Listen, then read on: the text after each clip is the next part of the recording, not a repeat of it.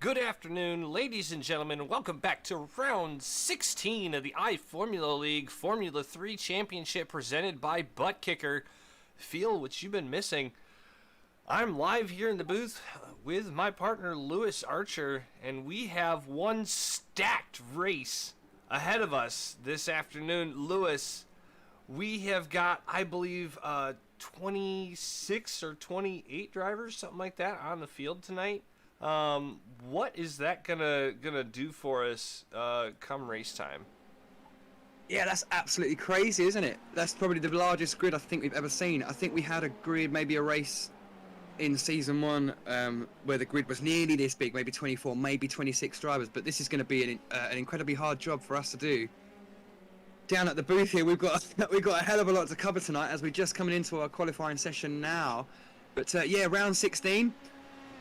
Lots of things to play for, lots of midfield positions. Obviously, with these drivers in, it's just going to be trying to keep you guys and the viewers at home sat up to date with this incredible list of drivers. But the main story for this afternoon is Caitlin Height is within championship winning grasp here. She doesn't need too many points walking away from this race. She needs to have a steady race today and not lose too much. She needs to not lose any points to Matt, basically. So she has the same points gap now that she has at the moment. Walking out of this round, it's a done deal. So she could potentially be walking away if she wins this race and Matt comes second, or anything happens to Matt other than a perfect race, then that's it. Caitlin Height is your season 2 IFL 3 champion. So that's what's going through her mind as she sets provisional pole of a 2:11.5, which is already absolutely striking times from these guys. Already the top 2 or 3 already in these mega times. I think we've got a really cool session this evening. Lots of humidity. These engines are really quick. But yeah, it's all on the line tonight, isn't it, Rob? It's all on the line. I think it's going to be a lot of heat. There's so many drivers to get involved with that championship fight as well. Yeah, and as you take a look, bring up the driver standings just here on the right hand side. And it's going to show Caitlin Height, like you said, in distance. But Matt Turner is very close. We have a lot of drivers here tonight. It's only going to take Caitlin one mistake. We've seen her go to the back of the field a few times this year, and with 12 or 15 drivers, it hasn't been much for her to be able to get back up in the points. If she has a mistake this evening that brings her back down to 20th, we're really going to see what Caitlin Height can do. We've seen Matt Turner has been on fire the last 3 or 4 races, and Caitlin's been doing everything she can to try to minimize the damage. If she has one mistake tonight, it could mean a big change of events going into the final 2 races. Yeah, I mean, and none more true so than that. So we've had some quite striking developments in the F2 as well. I mean, we'll go into those in a little bit, but the thing is, a mistake today will cost you more than a mistake anywhere else. With a grid this large, you're right. If she slips to the back of this grid, or even if Matt slips to the back of his grid, you've got potentially 25 cars to overtake to get back to where you were. This grid, they're looking like the leaders. As Steltflug sticks his car onto P2 there, guys. So it's looking like Steltflug and Turner are going to be there to back up. And Miranda, this is going to be a fight. This is going to be a race. I really predict this.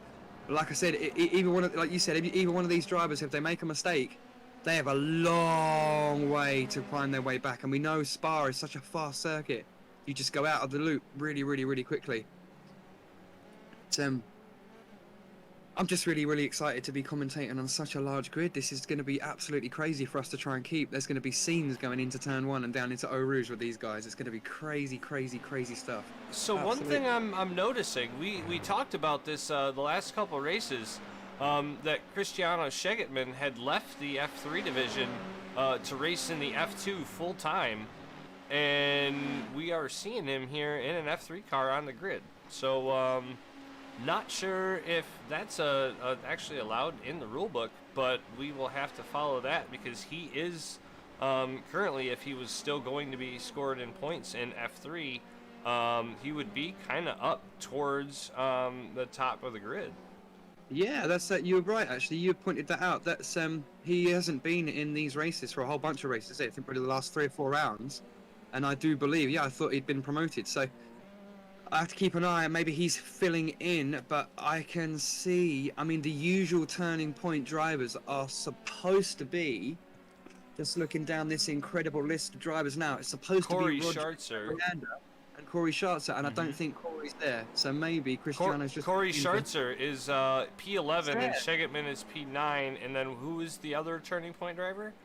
We might have, Rodrigo Miranda, so we may have 4 turning... Curtis Martin. There's an A and a B team. This happened last week, didn't it? I think this team was introduced in the F2 as well, so they've managed to roster themselves up 4 drivers in the F3 and 4 drivers in the F2. But I don't think Cristiano is of the F3 roster.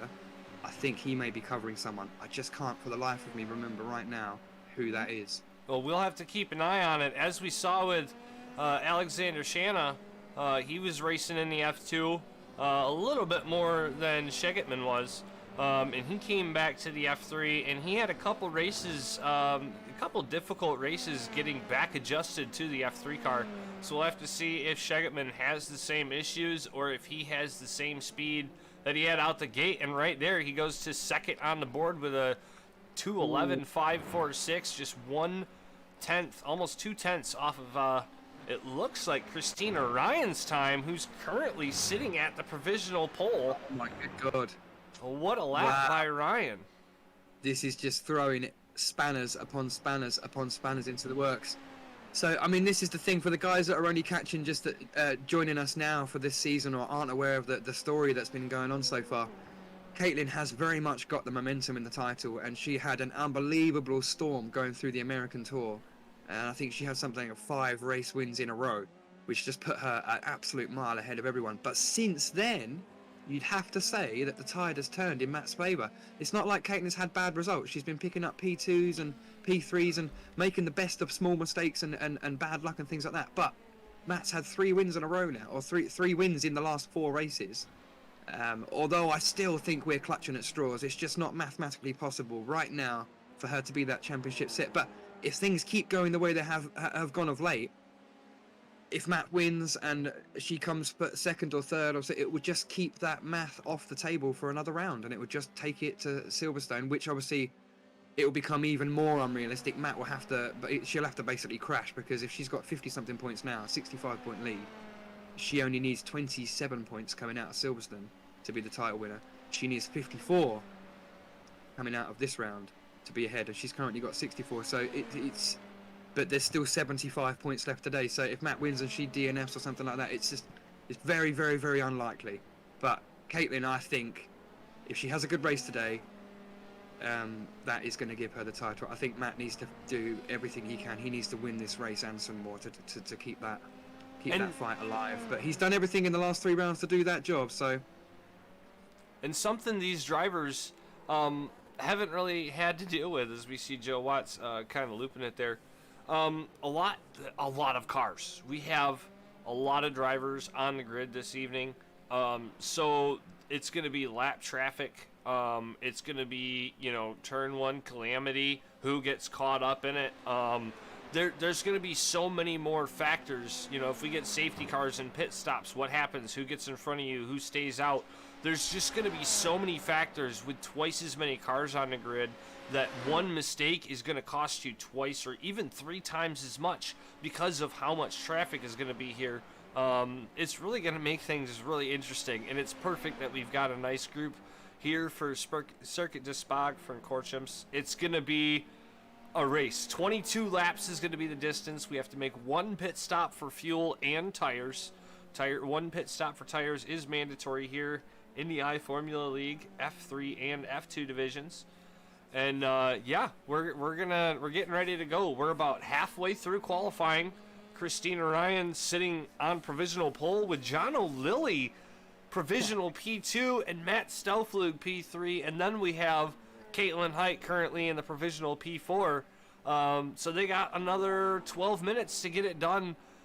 Can these guys get their cars up there? Turner is currently P8 right now. Like, what is going on here at Spa? I'm just looking at the times. I mean, we've got a lot of strong pairings on this grid. I'm just wondering now if we're seeing a bit of slipstream work going on here from some of these guys, because if you're looking at the same timing board that I'm looking at, P1 to P10 is super, super, super close. It's just, I mean, even, and Eli's in this race as well. We're seeing Eli Cannon. He's put his car into 11th position there, next to Alexander Shanna. So, I mean, this is crazy. We've got another new driver down in Dominic Herbert down in 17th position at the moment. This is a packed grid. I really do think so. And obviously we know as well, we talk about the race dynamic at Spa. Oh, as we see a spinner going into turn 1 there. As we know at Spa, like, the position that you're going into, as Height takes provisional pole by a smidgen and then hits pit road.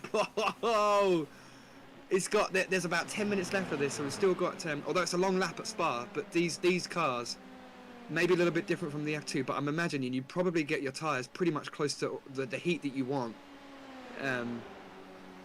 on that first lap. I imagine that second lap's probably quite sensible. Maybe you'd have to wait till the third one, but yeah, I think this grid is just super, super, super compact. And like I said, you get whatever happens into turn 1, you've got that draft all the way down the hill through Eau Rouge, up the Camel Straight and into Lacombe. So, and history shows that P3 is statistically the best place to start at Spa. P3 gets the inside line into turn 1, has got a great opportunity to block off whoever is in P2 and then follow the leader all the way down and get a clear shot into Lacombe at the top of the hill, which happens so many times. But you have to have an absolutely amazing start to maximise on that. And obviously, if you're the leader, provisional pole Caitlin Height right now, you've just got a ton of cars breathing down your neck going all the way down the hill. You need to just cream off turn 1 better than anybody else and just get down that hill. But yeah, this is just going to be, I really, really do do think this is going to be the most difficult race to broadcast. 26 drivers is insane. They're not even all on the timing board. It's going to be hard to keep all the action on the screen. We're going to do the best we can for you. We'll give you the best camera angles we can. And honestly, we're gonna try to keep up to date on the closest and best fights. But with 20 cars here plus what is it, 28? Oh my gosh, or 20, 26, 27? That is, I think that's an IFL new most. I think that's the most drivers we've actually had in an IFL race. So it's gonna be crazy. These drivers are gonna have to really put it all on the line tonight. 3 more races left to go. We've got Spa, we've got Silverstone next week, and we end it all at Hockenheimring. And it's gonna be, there's so much going on midfield. All these new drivers. I swear half these drivers could pop in and steal the show without question. So we'll have to see what happens. But we have got just under 8 minutes left of qualifying left, and Caitlin Height's still on the provisional pole with Turner still down in 8. So you see Turner coming up behind this group of guys here, right behind his teammate Stelflug. So they might be getting ready right here. Oh, nope, and they're gonna, yeah, they actually, it looks like they are getting ready to do some teamwork pit one lap stuff. Yeah, I'm looking at the board there, and they're the wrong way around. So Stelflug's managed to snip himself into a provisional P4, and as you say, Turner's P8. So for the title for this to be the other way around, they just need to get this right, and he needs to jump out of the way just before they get to La Source, because this is the only chance Matt's got of keeping this title alive. I mean, you'd say right now, it's a dead cert. Caitlin's on pole, Turner in 8th. This is exactly what Matt can't afford to happen. Matt can't even afford to not be on pole and just straight win this race. He needs to just take all of the points left on the table and hope for some bad luck for Caitlin. So we could be seeing the start. Here we go. Stelflug's going to dive out the way, and Turner's going to take that momentum. So we'll just keep an eye on the sector times of Matt Turner to just see if he's popping in any greens or maybe a couple purples. As we got Jackson Carr on a personal best and Danny O'Keefe on a personal best, I still think many drivers are going to upset this grid, and we do not have the usual protagonists at the top of this grid, bar a couple. I do think Ryan's going to upset this race slightly. Lily's there to take some. Lily's currently in the winning seat, P3. We talk about honours of pole position, but I do think, I mean, it's whoever gets the inside line. P3, P5 and P7 always go forward coming down that hill, and I can't even imagine what this is going to look like going through Eau Rouge the first time. I mean, we just had last week Julie Redmond fighting for a podium position, and she's currently sitting P14 right now in the grid. There's just so many people that the usual protagonists can't get in their normal spots. And now we got some drivers that are going to fill in a little bit, make our grid a lot closer, and make us have a lot better racing than we did even last week. Currently got 22 drivers qualified for this race. I'm not sure why the remaining 4 at the back haven't set their lap times. They are still attempting, but we know that you've only got to get a 1 times X around a lap. You've only got to snip 1 track limit, and your lap gets disallowed in qualifying. And so we Turner's may just got 2 green sectors and 2 orange sectors. Oh, and he goes wide. The chicane might have saved that one. You can take that line. Can he get it at least in the top 5, maybe up to 3rd?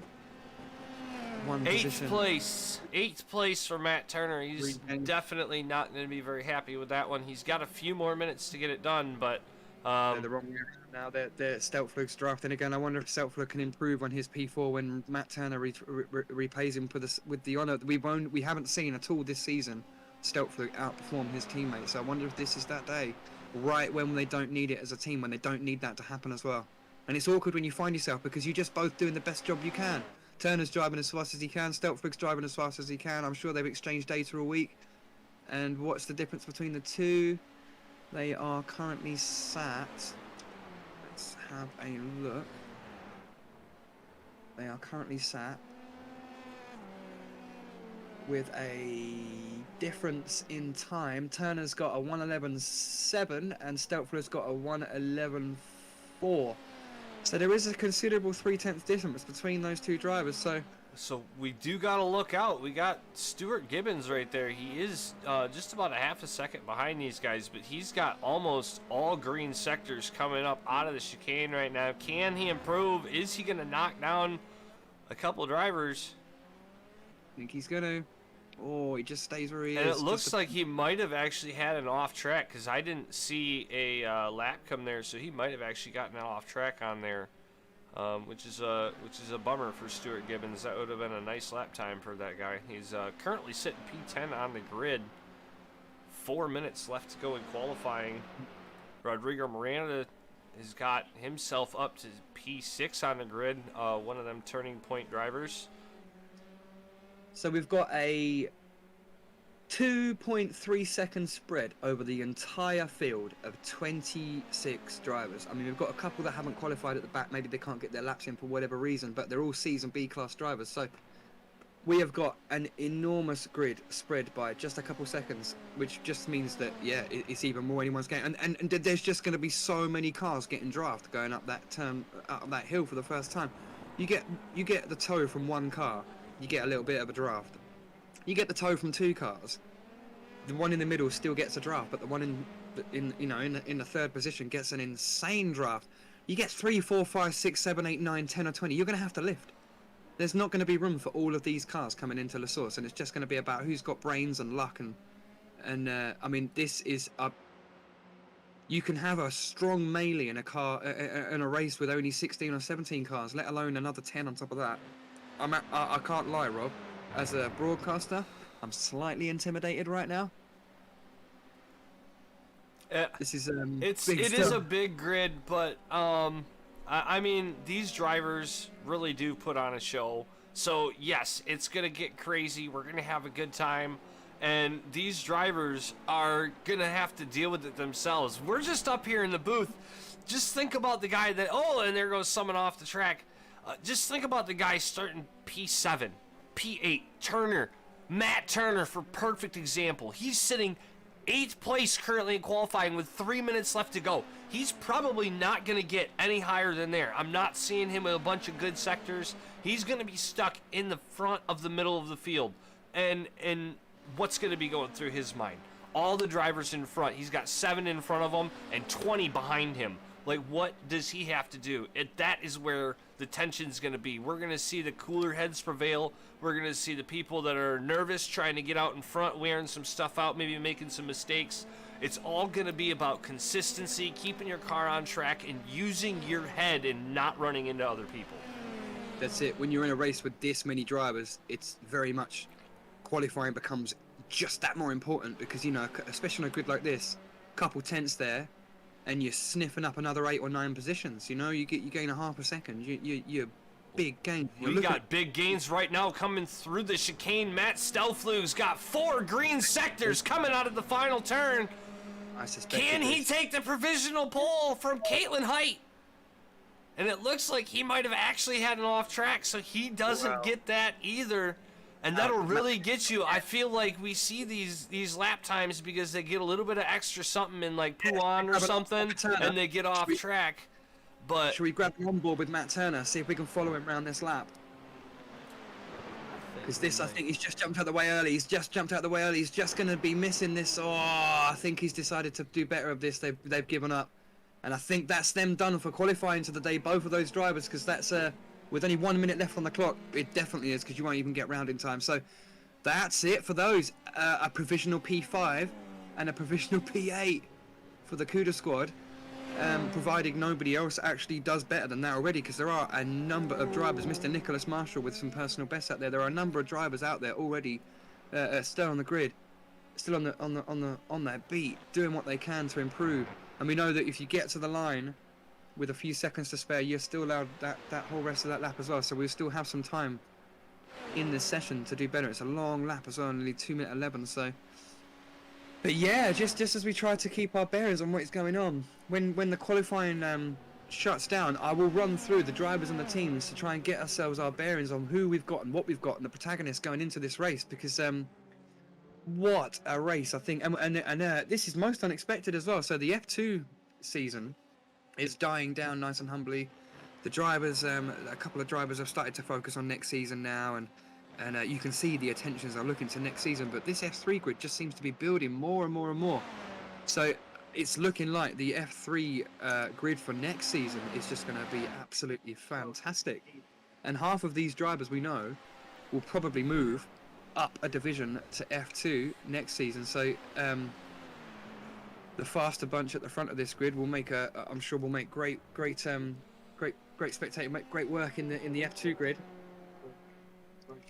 But look at that, as qualifying shuts down now, we're just everybody finishing their last laps now. Just a half a tenth separating first and second.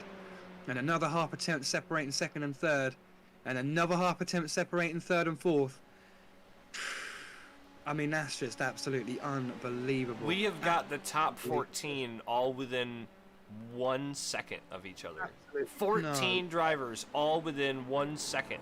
Oh my God, it is as well. My God. Finishing it off with Eli Cannon in P15. They're all, I mean, that's it. Eli Cannon's got exactly the same lap as Alex Gutneck, which is 1 place in front of him.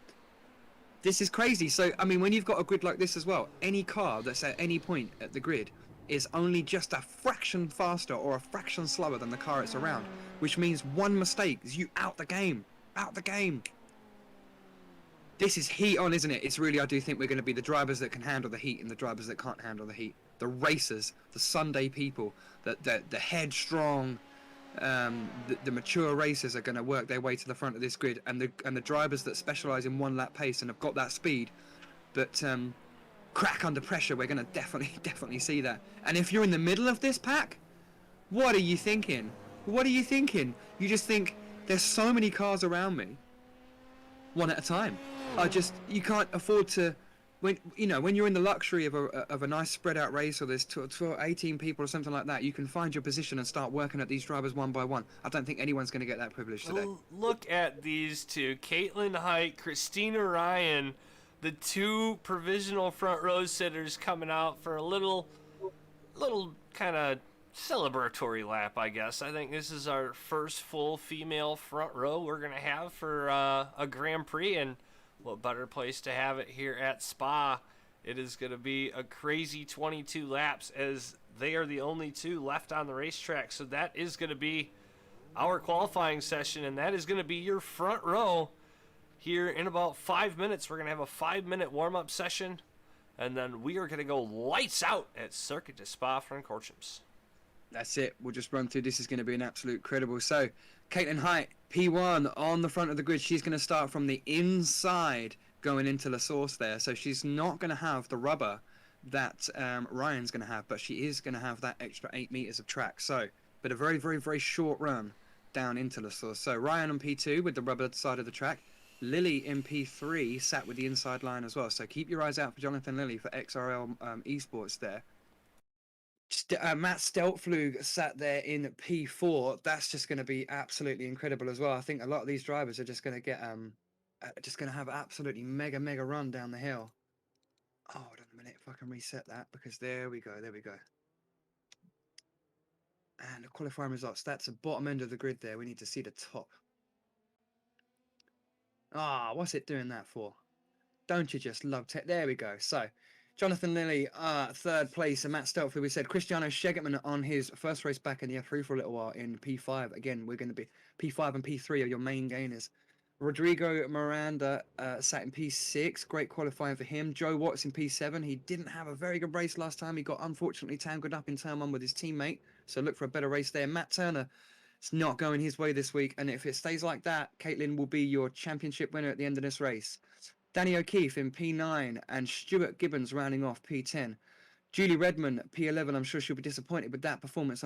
She thought she had more pace than that today. Alexander will also be kicking himself in P12. Gutneck in P13, so a poor showing for Lumos eMotorsports this weekend. Eli Cannon on his first race back for a little while, back in P14. We know he returned from the F2 good as well. It takes a little while to get used to these slower cars again. Anthony Wallace will be kicking himself. We know he's a fast driver, all the way down in 15th. That just shows how competitive this grid is. And again, Linus Stern with his teammate, Luke Smith in P16. Corey Schartz in P17, way off from his turning point comrades up the front of the grid there. Rodrigo Miranda up the front. Eric Beddoes in P18. Dominic Herbert filling in for Brandon Walker, who can't make the race tonight, unfortunately, in P19. Rory Collins in P20. Nick Marshall's P21. Steve Bunting in 22. Jason Kinger with no time set in P23. We'll see if he grids up. And I'm not sure if the last few there on the end of that grid, the Ollie Ricks, no, Ollie Ricks is in P7. So there's a couple of drivers that didn't quite make a lap there. So we'll see if they actually make it onto the grid today. But that's it. We have got just a couple minutes left of our warm-up session for these drivers to experiment with the things they need, test out the pit entry and exit, just iron out anything, get their mantras correct, and prepare themselves for what I think is just going to be... I mean, if I was anybody on this grid, if I was Caitlin, if I was Eli, if I was Luke Smith, if I was anybody on this race, I would be very heart in the mouth stuff right now.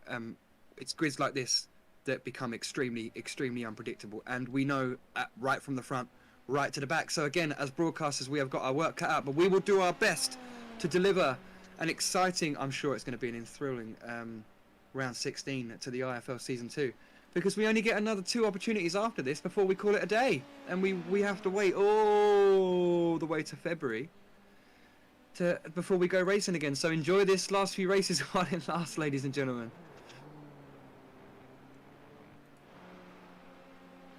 As we're just seeing these drivers now, what a fantastic facility Spa-Francorchamps is. We know it was a much larger facility than this back in the day, and it's been shortened, but still one of the longest circuits there's F3 or F2 drivers will visit.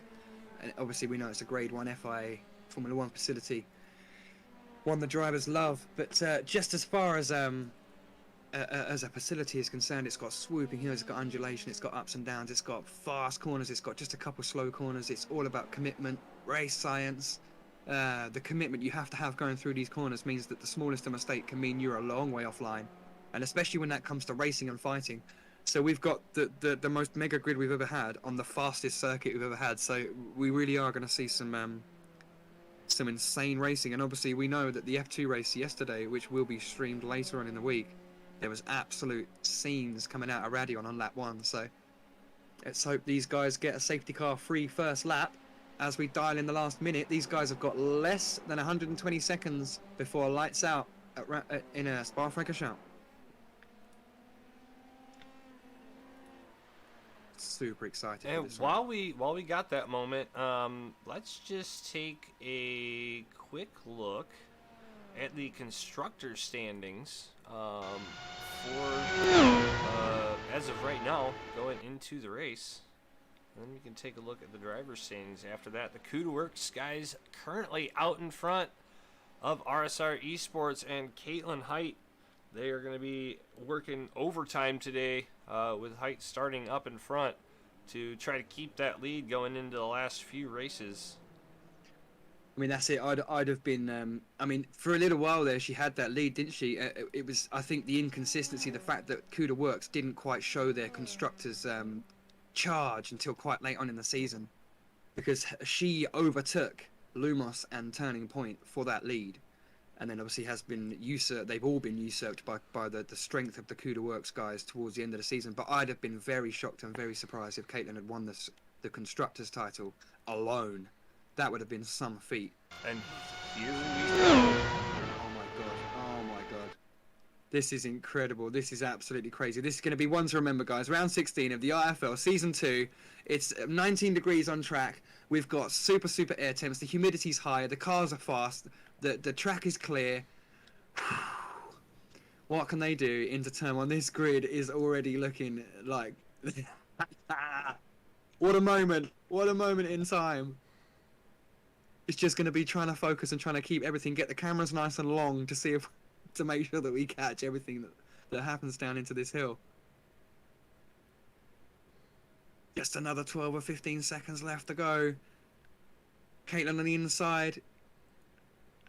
Christina on the outside with that rubbered in surface. Will she be able to jump into turn one? But it'll all be pretty useless as the guys behind will be looking to jump that straight down the hill through Eau Rouge, Radion and up the Kemmel Straight. Oh, and here we go. 1, 2, 3, 4, 5. And we're racing in Belgium. The two at the front get a fantastic start. Matt Stelfler gets a little bit bogged down, but pretty much the whole grid get a great start there. So Caitlin holds off the inside now. Jonathan Lilly. Oh, we got Christina around already, and Stelfler gets tagged already, and Rodrigo's caught already. We've got an absolute mess of cars on that one. Oh my god, I did not predict. I didn't want to say anything because it's commentator's curse, but I did not think anything different would happen when there's that many drivers funneling into such a tight corner. Oh dearie me. Top of Eau Rouge. Everybody Well, the flag's out. makes it through. They've got to be backed out. They've got to be backed out. If anyone crashes out, it's very silly. Safety car does come out, actually. It does. But there was a good bunch of drivers caught then. So let's see what happened there. Yeah, the crash I saw was certainly it looked like Christina just on the dirty side of the track there going into La Source, just lost the back end ever so slightly, and Steltflug again for the second race in a row was just in the exact wrong place at the wrong time. Look at this orange that car. was actually opposite. I believe that Stelflug got into Christina Ryan and Miranda. Was that Miranda that came flying in there? Yeah. Well, yeah. So you've got Miranda at the back in P22. Oh my God. Ryan already in P23. And Stelflug in P21. So that's how that reverted going down the hill after all of that. Again, drivers winning and drivers losing. Look at this. It just shows you that however prepared you think you are. I mean, everybody looked like they got quite a sensible thing there, but it only takes one driver on the outside to just take a little bit of a cautious braking entry to make sure they square off that corner. And Matt Stelflug there just looked like he just wasn't quite prepared for that. And again, they're so bunched up. And you've got to think about this as well. Remember, these drivers are under a lot of pressure. You cannot brake too late going into turn one because you will just get hit up the back. And you cannot brake too early going in. You can't brake too late because you will hit somebody else. You've got to be committed, but you've got to be safe at the same time. It's just such a difficult line to walk. And obviously, we see Stelflug there getting it wrong. And it's just swung straight in the favour of Matt Turner. Then obviously, Height's still out there in the lead there. John O'Lilly in second. Shegertman's already up to P3, gained 2 places on the start already. Joe Watts has gained a hell of a lot. He started in P7, he's already jumped up to P4, so that's great for him. Turner's managed to keep out of that turn 1 shenanigans and move up to P5 from P8. O'Keefe in P6, Gutneck P7, Redmond's moved from P12 to P8. You know, the usual drivers have moved. Gibbons up to P9, Wallace P10, 5 positions on the opening lap. Shanna's pretty much stayed static. Eli's stayed static. Beddoes is static. Schatz has gained a couple places. Smith is in exactly the same position. So who else lost out at the back there? Was that Bunting and Ricks? I saw another separate second crash that happened in the same corner, but it was so far back from the initial first crash. It just sort of happened in like a pirouette just after the leaders peeled off down the hill. So it's saying Dominic Herbert had an issue here. Take a look. at Oh, the back. Oh, he's done a Hulkenberg on it and tagged someone else at the back. something went on there. It looks like that was with Corey Schartzer. It was with one of the turn one racing. I think I that might be Luke Smith. looks like Corey Schartzer had an incident right there too as well. But yeah, definite some crazy stuff going on at the start of this race. Yeah, that was there was some Looks like the few drivers. Looks like Christina Ryan, Matthew Stelflug, Rodrigo Miranda, Dominic Herbert, and Corey Schartzer were all involved in an incident. There might have been a few others that relieved some damage, and it looks like Jackson Carr might have had an incident as well. maybe we can but it all happened in turn one, didn't it? Maybe we'll catch a couple replays of what happened further at the back of the field, maybe from the blimp cam. There was some there was definitely a lot going on there. Again, it's really difficult for us because it was an incident right at the front and an incident right at the back. Let's see if we can actually take a look at the blimp. Yeah, just so many things, See so many people. what happened here on the start. A long way behind Christina, isn't he? He must have really overshot that braking zone. But yeah, we'll look at the back there at the pink cars. So you got that yellow one. Oh yeah, Dominic comes steaming in there, and oh, crazy stuff. Squeeze shots are against the wall, and then they were lucky not to hit that first crash actually. So the second crash nearly joined the first one. So yeah, it's just looking like Dominic did exactly the same thing. And it looks like Carr got some front wing damage even after that we didn't see. So maybe getting a piece of debris or something like that, and that's where Carr had his incident at. So yeah, just some residual coming into that turn. Everybody seeing the smoke and locked up hard, and you know, as you get the first 7 or 8 drivers, they can all react, but the further ones back there, you know, further back, it's harder for them to see, and they tend to, you know, lock them up here and there. So it's definitely just some residual from a wreck happening up front. About 5 or 6 cars there damaged on the lap 1 turn 1 incident though. And this is just something that every single driver on this grid, they use their brains. They're going to look back at this race, and they're going to remember this moment at Spa, and they're going to say to themselves, grid compression. When you've got 26 cars going into an over 90 degree corner, that's 112 degrees that corner, and it's so sharp. Yes, not much speed going down into that corner, but cold tires. I mean, we may see the same thing again when we back off this safety car, because we're going to go into the exact same turn again. Nothing changes. We're going to be at Spa all afternoon. So,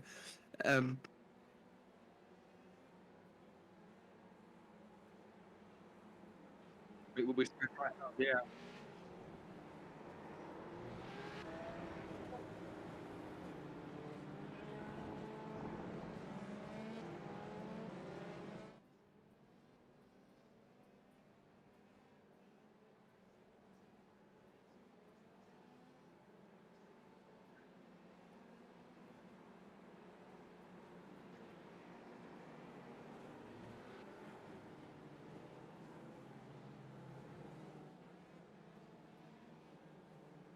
And that's it.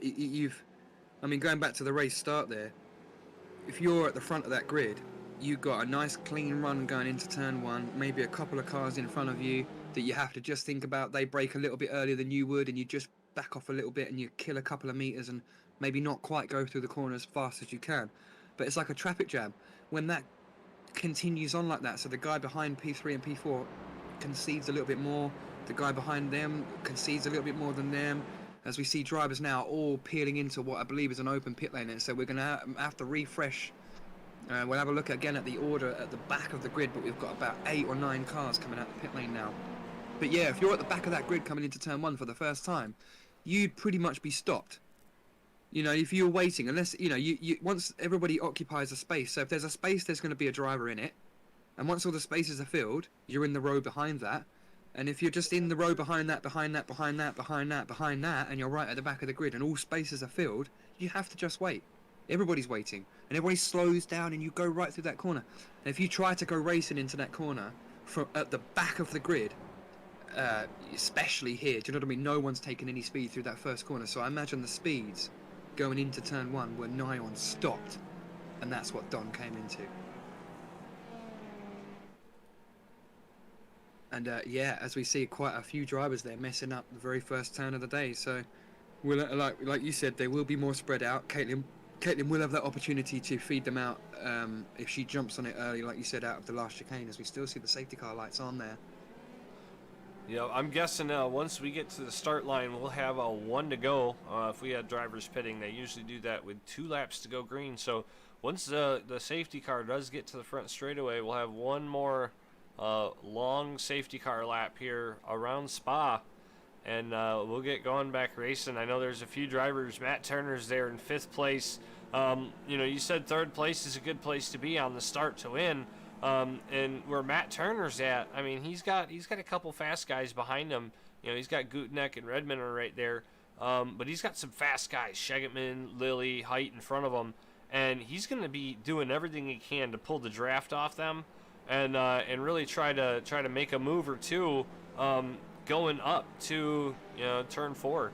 And if he could do that, he might easily put himself in a good position to where if Caitlin Height makes just a little mistake, he can pounce on it right then and there and not give her a chance to recover.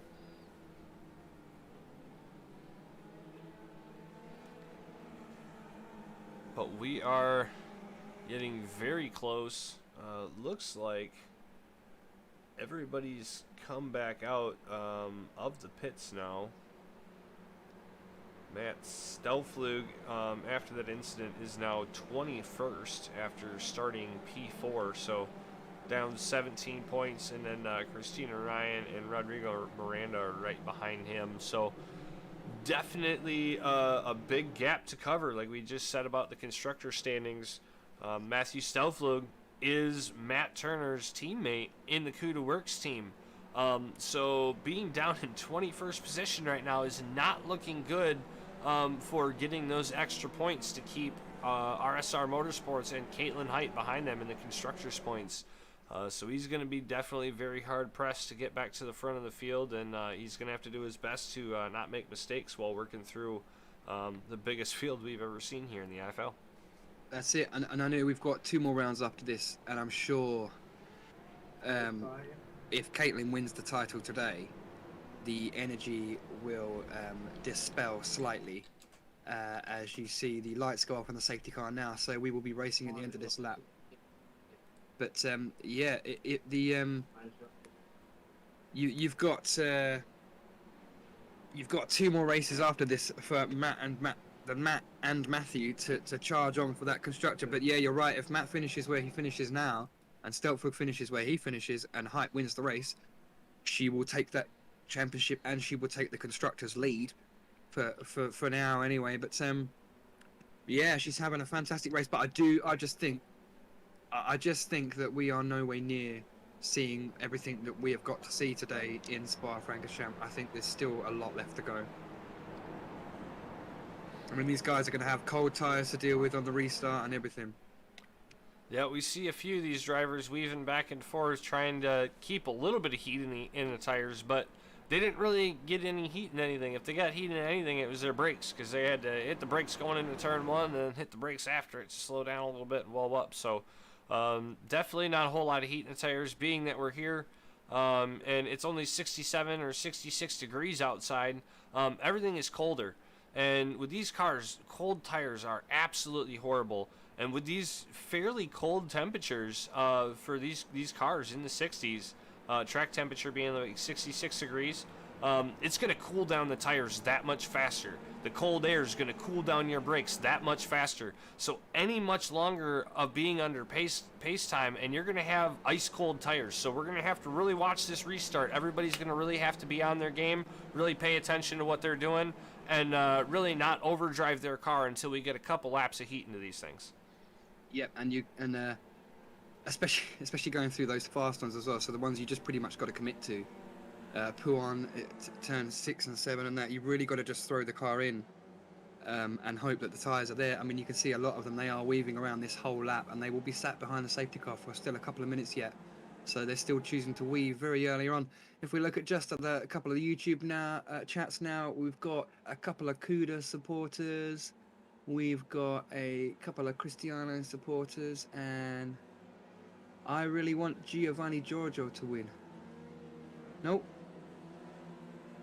No Giovanni on the grid. We've got a big grid tonight, but no Giovanni on the grid. We have got... Can I watch the stream? Either one. No worries. Iceman. Cristiano is the Iceman.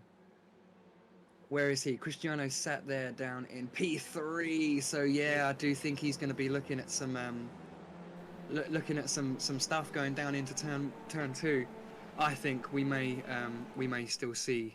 I don't think we've seen the last of La Source yet. I think that corner is still yet to throw a bogey at us. Hopefully they don't have to go through another safety car. But still, 25 drivers now. Jason King is our first driver out. But I don't think we saw King on the grid, did we? And I think we've got Herbert. He's either a lap down or he is in the pit lane DNF. Let me double check just to see if he isn't at the back of the grid, just a lap down, which will be mega unfortunate for him, because that will just be... Oh, I think someone's just catching the back of the pack now. I think that is Matt Steltflug. So he has only just caught the pack up as they're about to go racing in about 3 corners time. Crazy. So we didn't actually realise that was happening. So he must have... Oh, we have to watch out for this. So Steltflug's pretty much going to have his car pretty much up to 10th. He's going to have had a whole lap at pretty much racing pace, and the rest have been sat there for the last 3 laps. He's going to have 25 drivers in front of him with cold tires, and he's going to have to be careful, and he's not going to get that far ahead before everybody else gets their tires there. But the pace car peels off. We're going through the final corner. Caitlin Height holds it up for a second, and now she mashes on the gas. We're back racing at Spa. And that's it, like you said, the single fire was pretty hard as we see a couple of drivers coming into the pit then. I wonder why they chose to do that. We've already got Cristiano Schegertman taken for the second place. He's already got Jonathan Lilly on the inside, but Lilly will get an incredible run. Watts is sat there in P4 looking at all of this. Turner's looking at this as well. He's whirling this race as we see Gibbons spin on the first corner. These cold tyres are proving nasty. We got another XRL car. This is crash central today. La Source is proving really, really tricky for these guys. Really tricky for these guys as we see them blasting up the hill. Caitlin's got the run there. I think she's safe from Schegertman because that looks... Oh, Schegertman actually under threat there. Oh, they just not got enough room to go 3 wide. The XRL boys think better of it. Jonathan Lilly round the outside. Joe Watts thinks better of it. Turner still looking at all this. Caitlin maintains the lead. Epic stuff. This is exactly what she needed for her title fight. Gutnecht all the way up into P7 there, pressuring O'Keefe already. I feel there's a bit of a pace difference there. The gaps between these drivers are still very, very, very, very close as they're looking to hunt down any temperature they can in these tyres. Caitlin under some real pressure from Jonathan Lilly already. Coming down into Pouon, we're going strong downhill now. Schegertman goes a little bit wide into the corner with no name. Watts is looking, but there's no way past. Matt Turner's got a bit of free ground there. Oh, this is crazy, crazy stuff. She just keeps the lead. Everyone single file down the hill. Absolutely crazy. Redmond all the way up into P8 managed to gain through. Again, a huge gap between there and the middle field already. This lead driver 1, 2, 3, 4, 5 have already shot off from the pack. Absolutely crazy. Caitlin not getting away. Jonathan's all... Oh! Oh! Jonathan Lilly pumps Caitlin into the wall! Whoa! Oh! Caitlin Height has to tow to the pits on lap number 5. Matt Turner moves up to 4th position. And this is already, really, really, really close because Watts is already looking to catch Schegertman. He's got the inside going into the fast left-hander now. Will he do anything about it? Schegertman just goes to the runoff there but maintains the inside. He's got the run. He's going to go for the lead. They just touch. What can Schegertman do? He's going for the outside now into the bus-stop chicane and gets 2 for 1 on the inside there. Matt Turner goes through parts on the outside. This is crazy, crazy stuff. Julie Redmond managed to get another one. Schegertman for the lead on lap 2. Caitlin Height in the pit lane. I can't believe that. Title implications absolutely crazy. Oh, and Shallow Lily almost loses it right in front of Matt Turner. Breaking in. Matt Turner moves up to 2nd. Too, but these guys are going to get the run. I think Matt Turner's got a good line going down into this hill now, but I don't think it's going to be enough, and he has not got the help of Schegertman there. Schegertman is too far in front for Matt to be anywhere near this, but this is exactly what Turner needed and exactly what Caitlin didn't need. This is exactly what's happened in these last few rounds. Absolutely crazy. The luck is just not going her way. It's just so unfortunate. That was Lily's looking to the outside. Matt Turner's going to keep the inside, try to take the defensive move. He's going to back out, allow Lily to take the run, but he's going to come back hard on on his bumper. Turner's going to try to make something happen here. Maybe right after he gets through Puan, maybe, or try to check something out. He's got to be careful. Lilly did bump into height, so he doesn't want to get into too much, as he's got Watts right behind him looking at him. So I think Turner's just got a little bit of nerves. He's gonna ease it out a little bit, as he always does. But Cristiano Schegemann taking it away. Is he going to go wide? He gets the cutback, but this is going to be super tight. Matt's got a title to think about. He's in a great position, and the first pass of this race is worked out in his favour. He cannot afford to take any risks, but at the same time, he must take them all. This is crazy stuff from Matt Turner. He's got to break away from these guys. I feel like he's a little bit in deep water here as well. He didn't qualify that well. So this is opportunistic. I feel like these guys around have actually got a bit more pace than him. So I feel like he's in big hot water right now. As we see a little bit further up front, Lilly there looking for Schegemann. This is going to be crazy. He's looking now. This is going to be a 2x2 going down the back straight. Joe Watts on Matt Turner looking for the inside. And Schegemann also fighting for the lead. Managing to keep the inside there, but can Lilly get up the inside there? He pushes him a little bit on the grass, but he's going to get the inside gun into the chicane. This is crazy. Can he take the lead? He takes the lead, but Schegemann keeps the inside. Matt Turner fends off, and Lilly spins! And so does Joe! They're right in the front. That might bring out another... Nope, they get it both going straight. Unbelievable. But now it's Cristiano Schegemann, Matt Turner, and Alex Gutenek, your top three after 6 laps here in Belgium. If you'd have paid me money, I'd have not. That would have been a million miles off from what I guess. I thought that was over for Matt. I thought that was over. As we see Matt Turner, the only person that's mathematically capable of winning this title, other than what seemed to be an absolute breakaway for Caitlin today, is he's in P2, and Schegemann's driving away with this now with a lap 4/10 quicker than the guy in P2. But O'Keefe there with the fastest lap. It just shows what the draft is doing when you get multiple cars. But the XRL esports team are going to be kicking themselves really, really hard there.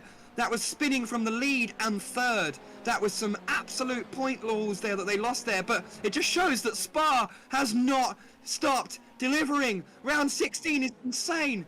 Absolutely insane, as we see Schegemann from Turner, from Gutenek all the way down, from halfway down the back of the grid. O'Keefe in P4. Julie Redmond, very smart racing to get up to P5.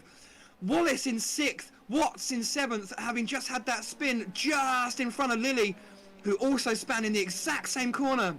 I wonder if they had the same setup and tried to do the same thing on the same lap and the span of the same thing. Beddoes in P9, P10 Smith, Eli Cannon sitting pretty in P11, just staying out of everything. Christina Ryan, having spun in lap 1, is in P12. Curtis Martin, P13, starting right from the back, has already made up a whole heap of places, nearly 15 places. Miranda trying to make his way back up from getting caught up in on lap 1 there. Ricks in P15, he was all the way up the start. He started in P7, so I'm not sure what happened there. Jackson Carr down in P16, I think he got caught up in that turn 1, didn't he? He had a bit of damage coming down the hill at the first lap. Marshall in P17, Shanna in P18, another weekend to forget so far for him. P19, Corey Schartzer. And then as we look down, we've got Steve Bunting, Matthew Steltflug, all the way down the back, Rory Collins, Stuart Gibbons, Dominic Herbert, and Caitlin High. I think she's chosen to No, I think she's still out on the track. She's got to keep out on the track. She's got to stay out on the track. She's looking for a move now, but I think this is a lap down. She's right down the back, and she's about to make a move on somebody. Yeah, she's currently 23rd position and 1 lap down. So she's really going to have to hope for maybe a safety car where everybody goes in pits and she jumps out and, it gets that lap back under safety car, and then maybe, takes a pit stop or something to be able to, get her tire. I think she already got her tires because she lost 2 of them in that incident. So she doesn't have to stop for tires. If anything, she'll have to stop at the end of the race for fuel. So all she's really got to hope for right now is a safety car, and that she can try to get her lap back. But other than that, it's Matt Turner's race to lose now. Currently running P2 behind Cristiano Schegemann, keeping a nice little gap between himself and Alex Gutenek in 3rd position, and just doing what he needs to do. The first quarter of the race is over. He's in the spot where he needs to be. I mean, he could take another win. That'd be nice. And a few extra points towards Caitlin, but at the moment, Height's not going to be scoring any points whatsoever, so everything he scores is a gain. So if he can sit right here in P2 the entire race, not take any chances, not put any risk that's unnecessary towards, you know, his championship, then he could walk away 18 points closer to Caitlin Height and make it that much harder for her to seal the deal next week and give him a chance when it comes to Hockenheimring.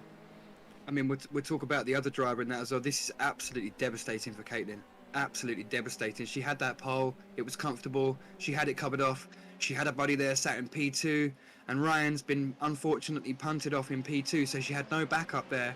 And then she just got that heat from Lily coming in, and she was just taking a little bit of caution. She knows what these cars are like on those cold tyres, and she's just exercised that caution little tiny bit too much on lap 1, and Lily's just sensed that and gone for the pounce. And there is a man with nothing to lose and a woman with everything to lose. And we see what we saw in Canada, where we saw Cristiano Schegerman, actually the guy sat in the lead right now, take out a weary Stathis Kokororianis there exactly the same way, just cold tyres, underestimated that braking distance and just copped out. And Cathis, Caitlin has made no mistakes today, no mistakes. She had that covered off, she had the racing line, she had the lead, she was doing everything she needed to do to bring this championship home in Belgium. And that has just, unless Matt throws it in the wall and gets no points today, which is the only way now Caitlin can win the title right here and right now. Of course, she's still got an immense title lead, but it's just exactly what she didn't need. It's just a devastating thing when none of it was your fault either. She must be absolutely seething in the cockpit of that RSR Esports car right now. That's an insane turnout. What happened to Julie Redmond? Julie Redmond being shown out of the race. I've got Redmond on my thing as... Is she out? Currently out of the race, so yeah. She's not right at the sure back. what's going on there. Maybe did we miss a replay or something while we were talking about what has been basically a ridiculous start to round 16? I've not been able to keep up with this. We tried our best. Hopefully, looking back at the stream later, hopefully we didn't do too bad of a job, as we just start to see some of the gaps now working out on these cars as their tyres come in and the wings start working properly and these guys start to feel a little bit of dirty air, and you just start to not be able to follow the car in front of you that well. But we have also got Matt Turner setting the fastest pace of this race, which, I mean, if he keeps going like this and actually wins this race, this will be, pound for pound, the biggest blow Caitlin Height has received since the start of this season. She has 8 wins. And Jackson Carr just goes straight into the wall. Oh! That's the corner with no name biting you hard there. You come down the hill and you lose all the weight from the back end and it just rotates around on you.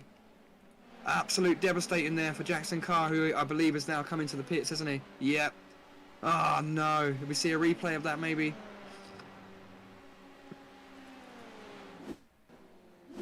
Terrible luck for Jackson there. Looks like he... What? Almost looks like he turned into the wall itself. That looked like a simera. That looked like a... or like something broke, yeah. Something broke on that car and sent him into the wall. Tough break for Jackson Carr. Alex Gutneck currently running 4th place. He got passed by Danny O'Keefe. He's on the move to the front. He had the fastest lap. Now Schegerman holds it. But O'Keefe gets by Gutneck and is trying to get a little ways in front of him. But now we're about to go up Eau Rouge, and I think Gutneck might be in distance to be able to take a little battle. Yep. I mean, we're hoping for a better race for Gutneck today. Obviously, we know he had a tuffle with Caitlin in the last race and ended up in the damn wall. As he takes to the outside there, going up the Kemmel Straight. We're just looking at the outside now, coming into Lacoon, but we know Danny O'Keefe's got the inside line. Who's got the biggest brake pedal? Oh, Gutneck chooses to squeeze there as O'Keefe squeezes him as well. That was very, very, very close racing from those guys. Keefe does not want to give this up. He's in the position of his life. Oh, little tiny love tap there, I feel, as Keefe takes the defensive line going downhill. They're both going to lose all the back end coming around this corner. Gutneck on the dirty side, but he's going to have the inside coming into the corner with no name. But this is just where we saw Jackson Carr, his teammate, come worse off into the wall. Nice move there by Gutneck on the outside of the corner with no name there. That's a dirty place of the track to do it, and he's definitely made it stick.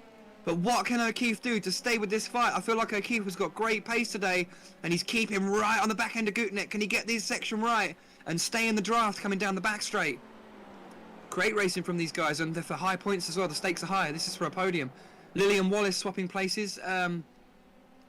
As Lily has got past Watts and now past Wallace as well. So I do think Lily has got raw pace today. Just unfortunate that he was tagged up there, tagged Caitlin there. He was an integral part of the race lead change of this, and then himself span out from the lead. So Lily having a nightmare of a day today.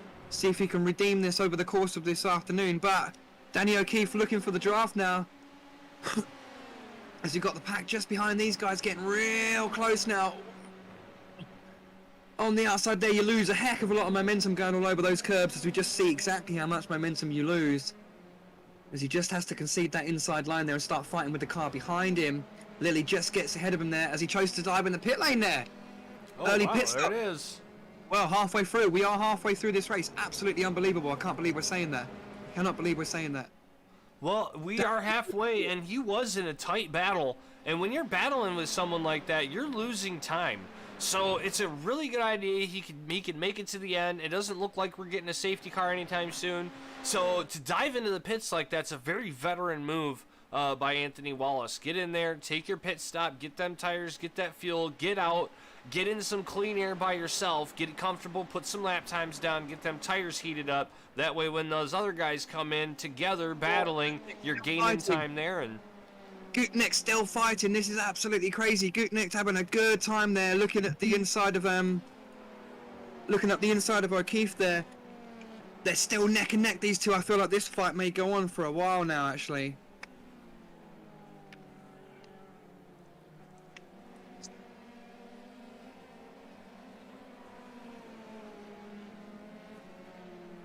What an absolutely insane race we've had. And there comes John O'Lilly. If these two keep fighting here, Lilly's gonna catch up to these guys. And when he does that, he goes from 5th place to podium place. So he's got the pace to get up there. These guys really need to not fight it out. They really just need to find out which one's just a little bit faster and stay in a straight line. Make sure you're not holding each other up, because just a little bit there, and Lilly and Watts are going to catch back up, and then it's going to become a 4-way battle for 3rd. This is it. It's so hard. We've still got over 20 drivers on the grid, and the YouTube sponsors are absolutely crazy tonight. So it's looking like they're having a lot of fun. I hope just as much fun as we're having. Oh, we got a driver off track. Looks like maybe Eric Beddoes just... Nope, not Eric Beddoes. Maybe a lap car. I seen a bunch of smoke right in front of Christina Ryan there a moment ago. So did I. The camera just panned around a fraction too late, didn't it? For us to see what was going on there, but I don't think I've seen any driver go off, as we've got one of the BE racing cars coming and having a look into the bus stop chicane now. Thinks better of it. Oh, gets very close. See, the proximity can just do that. Any driver can be caught out by that. You think you've got the braking covered, but because you're looking for a move, you don't want to be jammed on the brakes. So you get the corner stopped up, and and then the guy in front keeps braking hard. And you think, oh, get close, you jam on the brakes again, and by that point it's already too late. We see it happen a lot in this car, and actually quite surprisingly still in the F2 we see that happen as well. They've got better brakes, so it can actually happen in a shorter zone. But yeah, these guys are having a crazy race now. Just 10 laps to go here in Belgium. But Shegerman in the lead there from a feisty Matt Turner, but I don't think Matt, and we're seeing some lap cars come out. Looks like there's Julie Redmond right here in between Gutknecht and Lily at the moment. So we're getting some lap cars that are getting in the middle of traffic here. It's going to make these guys lose a little bit of focus on the driver in front of them and realize that there's other guys out there. We're going to have some pit stops here coming soon, which is going to really mix things up. We got just under 10 laps to go. 10 laps to go once Shegetman reaches the line way out front of these guys right now. It looks like he's got a 1.7 second lead over Matt Turner at the moment. This is Matt Turner's close. He's closer than he was, and he can just smell maximum. But we know Cristiano is a fighter. As we just see there, Smith going wide and losing a whole bunch of places there. He lost a place to Gutknecht and a place to Liddy and a place to Watts there. I'm sure he went really wide. Or is that a lap car getting out of the way? There is a lap car getting out of the way. My apologies. It's just in the way still for these guys. That's it. As we see Julie Redmond there, I'm sure, get past, and Joe Watts get past that lapped car, which I think Julie Redmond herself is also lapped, so that might have been position for her. But we still see O'Keefe and Gutknecht fighting. Gutknecht's looking for a way past. They very, very nearly touched there. Gutknecht's got to be thinking, I've got to get this job done. And we know he can chop into the corner. He takes the cut back there, the middle of the chicane, get a good run back out onto the home straight. This O'Keefe is proving proving like a tough fight there for Gutknecht, isn't he? Yeah, and the problem is Lily's right there now. He's gonna catch the draft. He's got a great entry into turn number 1, and there he is. He's right on their tail, and like you said, P3 is the best way to go up Eau Rouge. So if Lily can pull this off, he might be able to take P3 from these two. Looks like he just doesn't have the exit speed that these two did. Very, very close coming through the bottom of Eau Rouge there as we go through to Radion. Up the hill, up the Camel Straight, looking on the outside, make a decision into Lacombe, guys. I just think that Lily's a little bit too far behind there. Gutknecht got a sterling run, but O'Keefe's covered it off really well. Really well. I wonder if we're seeing a difference in these cars' downforce level, or whether that cut that he made into Eau Rouge was just enough to keep Alex Gutknecht's momentum. As we see Julie go off there. Oh, she just went wide in the second part of Lacombe there. Oh, and Gutknecht locks up and Lily gets into him! They're sideways! We're gonna have to, that's a safety car right there! Yellow flag is gonna fly with 2 drivers stopped in the middle of no-name corner. That's crazy. That's absolutely crazy. And that's gonna be our second safety car of the race. It is, we do see a safety car. Alex Gutknecht and Jono Lilly. Whoa! That is what Caitlin Height really needed. She's that lap down. She could possibly get her lap back now. And the guys up front, they're gonna have to pit. They've got to. They're within 10 laps to go. This totally throws everything off, and it throws a lot on the table. What did we just see there? I think that that just got a bit too heated there, didn't it? That just got a bit too crazy there. We see Danny O'Keefe and Alex, this just boiled over to such a large point. What we see here is O'Keefe got through. Lily comes flying in, and right here, Gutknecht locks up. He's going a little too fast through the corner, and Lily tries to throw it to the inside. Gutknecht goes back down to the curb, and they just both touch and collide, get locked together, and get stuck right in the middle of no-name corner. So tough break of these guys. I mean, that wasn't really a move, was it? That was a little sniff up the inside. I don't think he was ever going to actually get that move done. Maybe he thought that Gutknecht was going to run a little bit wider than he did. But we're just seeing now on the YouTube comments that Jackson Carr, his wheel turned off middle of the corner. I did say, didn't I? Every time we see one of these and you see an unexplained demon drag a car off the track, it's always a pedal that's broken or a wheel that's disconnected or a VR that's dropped on the floor, or it's always an issue with a piece of gear, isn't it? And in this situation, we are no different. So what a crazy race. So as we stand with the safety car sitting here, we have Cristiano Schegetman in P1, Matt Turner in P2, Danny O'Keefe in P3, Joe Watts in P4, and Jono Lilly in P5. There is, out of the last 4 weeks, there's one guy that we expect to be up there, and that's Matt Turner. Everybody else is shown up and like, hey, I'm here to race. And they're bringing it on. We've seen Joe Watts up here last week, battling hard, had a little bit of an issue and went off track and actually destroyed his race car.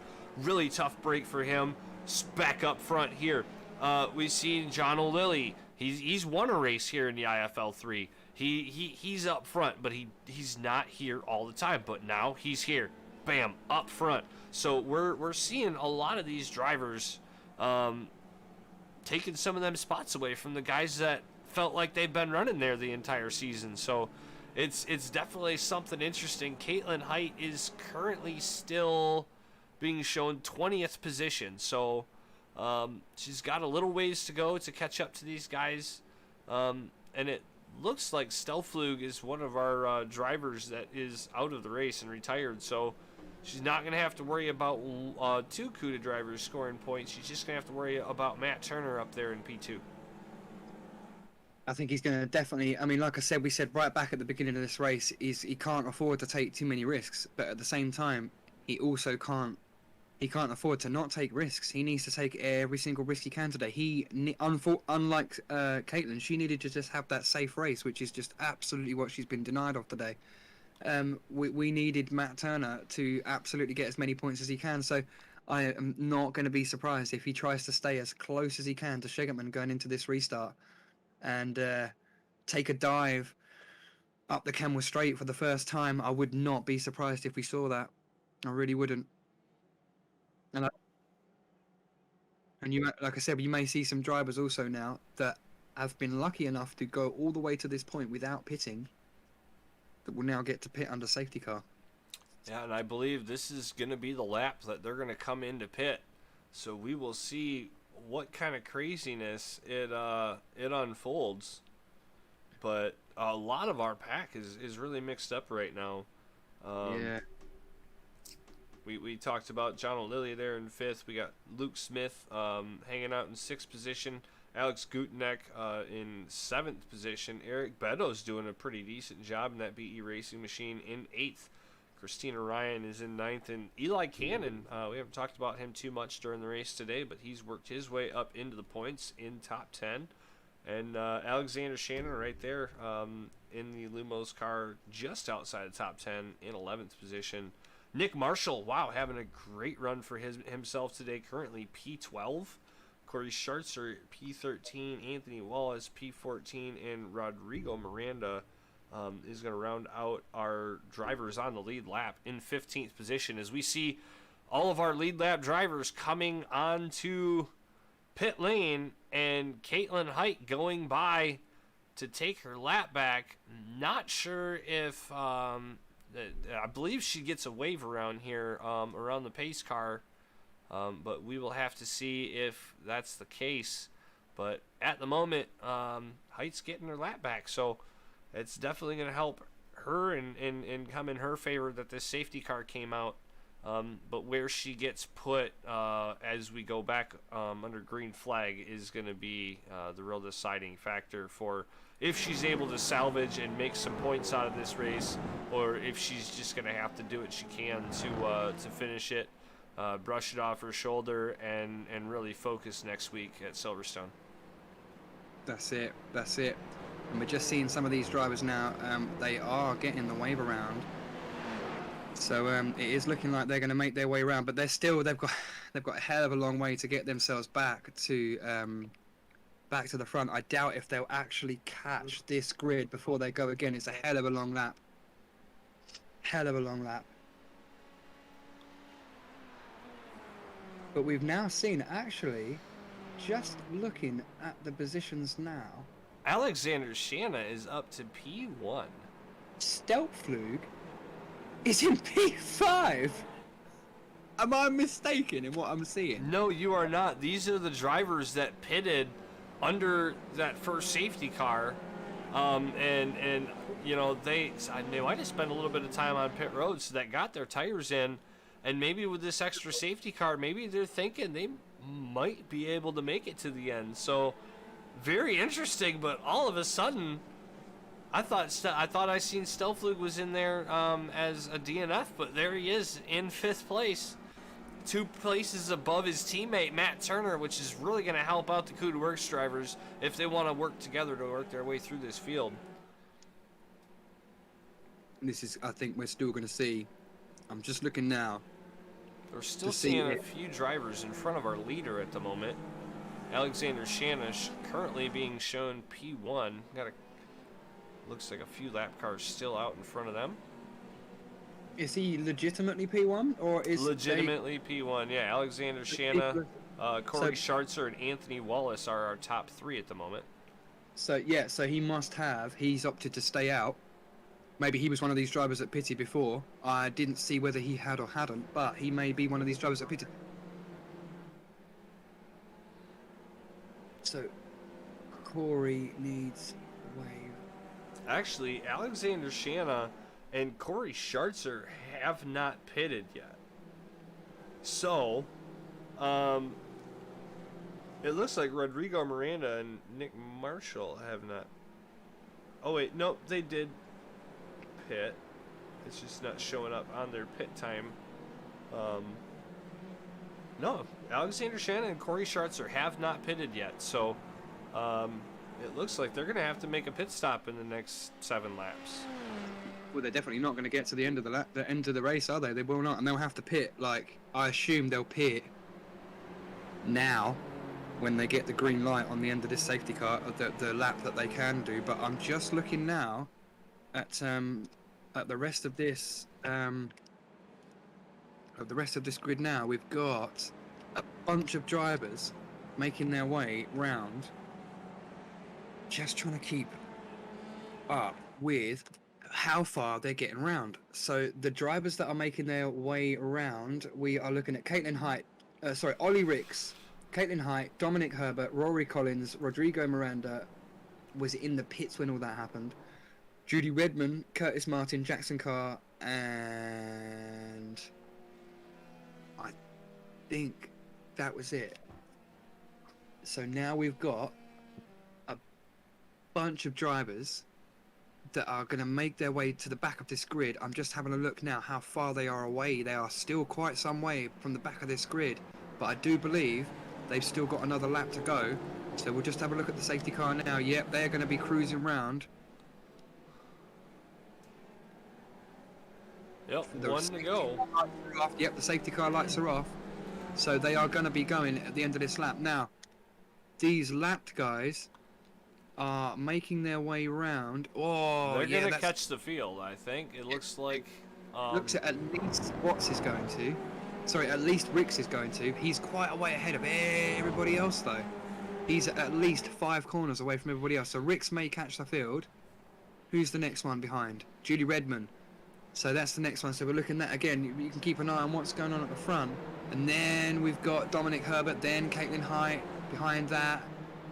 This is the speed that they're coming through this same turn. I'm down at the same turn. I'm just making sure that all these drivers, how far they are away. And there's another one there as well. There's some drivers, they've taken some time to do this. It looks like Caitlin Height is getting ready to go through the final chicane. And with them just going, coming up to Iridian, I believe they're going to make it. I mean, they're really moving. So I really don't think these drivers are going to have a problem catching the field. And it might give Caitlin Height a second win and another chance to score some points. She's going to have to pass 10 drivers to be able to reach the points, and then she's going to have to pass more to gain more points. So a little bit to do, and there goes Alexander Shanna. It looks like Shanna is in the pits, which is going to relinquish the lead to Corey Schertzer. Oh, no, Shanna is still there. Looks like we're having a little SDK problem. Just blipped there, didn't it? Yeah, I saw that.